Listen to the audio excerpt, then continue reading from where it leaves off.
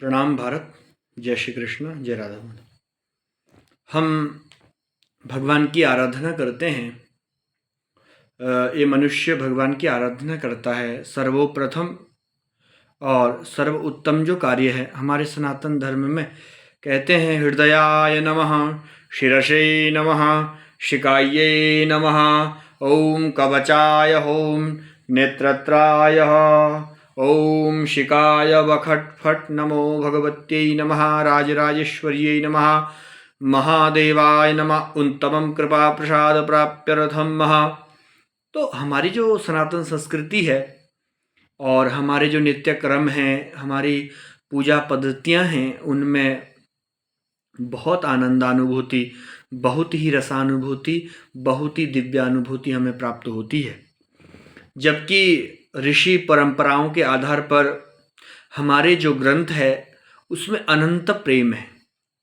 उस प्रेम का जो निछावरता है, श्रीमद् गोपिका गीत में, श्रीमद् भागवत जी में कहते हैं, तव कथामृतम तप्त जीवनम कविपीडितम कल्मषापहम श्रवणमंगलम श्रीमदाततं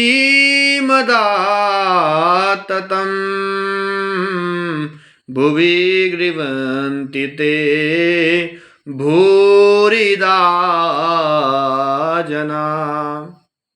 जयति ते अद्यः, हे जय हो प्रभु आपकी। परंतु उसमें जो लिखा गया है, श्रीमद् भागवत में जो भगवान ने श्री गोपिका गीत में कहा है कि हमारे प्रेम को पाने के लिए तो निर्मल जन मन सो मुहि पावा। निर्मल मन का ही जीव मुझे प्राप्त कर सकता है। अग्र श्रेणी में मुझे निर्मल मन चाहिए। मुझे जीवन में धन की जो क्रोध है, धन का जो लोभ है, धन का जो निरंतर स्वभाव है, वो मुझे पसंद नहीं है। मुझे तो निर्मल जन मन सो मोहि पावा, मोहि कपट चल छिद्र न भावा। मोहे तो भैया यदि तुम तुलसी का पत्र चढ़ाओगे तो उसमें प्रसन्न होने की जिज्ञासा है मेरे में, परंतु लोभ से कमाया हुआ धन जो है, जो लोभापन करने वाला जो धन है, वो मुझे कतई भी पसंद नहीं है। इसीलिए मुझे निर्मल मन व्यक्ति का जो मन है वो ही पसंद आता है। भगवान श्री भास्कर भी कहते हैं, मनस्येकम वचस्येकम कर्मण्येकम महात्मना। हमारे महापुरुषों ने भी अत्यंत टिप्पणियां शास्त्रों में जब बताते हैं, जो गौरीय महापुरुष है, जो निरंतर कुटीचक बहुतक हंस परम हंस आचार्यों के जो महापुरुष है, उनकी गहनता जो है, शास्त्रों की अनुकूलता जो है, और निरंतर उस स्वभाव में बताते हैं जिस स्वभाव में परमात्मा ने उस ग्रंथ को रचा है, जिस स्वभाव में महर्षियों ने उन ग्रंथों को लिखा है, उस स्वभाव में बोलने का वो प्रयत्न करते हैं। तो अमृतम कथा माना गया है। तव कथा अमृतम, कथा कोई प्रवचन नहीं, कथा तो अमृतम। अमृत का वास प्रवचनों में होता है, अमृत का वास कथा में होता है। तव कथा अमृतम तप्त जीवनम, इससे क्या होता है? जीवन तृप्त होता है। तप्त जीवनम कवि पीड़ितम कल्मषापहम, जीवन में जो भी कल्मश होते हैं उसका विनाश करने के लिए कथा जो है सर्व तत्पर रहती है। जो कल्मश है उनको विनाश करने के लिए कथा तत्पश्चात ही रहती है कि कथा से उन कल्मषों का विनाश हो पावे, और जरूर होता है।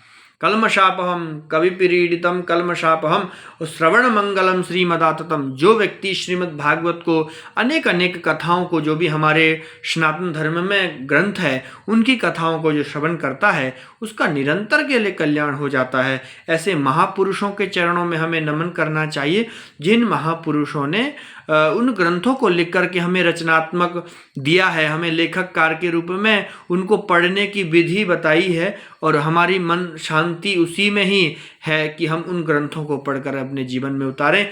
ऐसा महापुरुषों ने लिखकर हमारे इस वेदग्ध में लिखा है।